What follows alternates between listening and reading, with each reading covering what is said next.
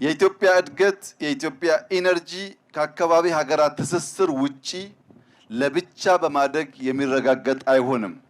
የ21ኛው ክፍለ ዘመን አጋማሽ ለመላው አፍሪካ የመጣ ብስራት ስለሆነ እኛ ኢትዮጵያ ውስጥ የጀመርነው እድገት ጎረቤት ወንድም ሀገራትን የሚነካና አስተሳስሮ እንድናድግ የሚያደርግ መሆን ይኖርበታል።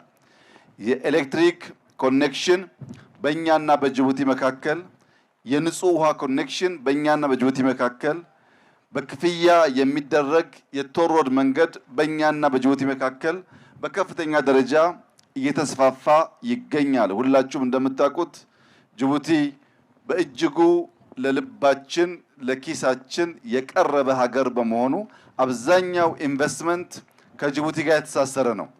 በሬልዌይ፣ በሃይዌይ፣ በኤሌክትሪክ፣ በውሃ፣ በአየር፣ በዲፕሎማሲ ከዚያም በተጨማሪ እንደ አንድ ቤተሰብ የመተያየት ከፍተኛ ጠንካራ የሆነ ዝምድና ያለው ሀገር ነው ጅቡቲ። ፕሬዝዳንቱ ይህን ለማረጋገጥ መካከላችን ተገኝተዋል።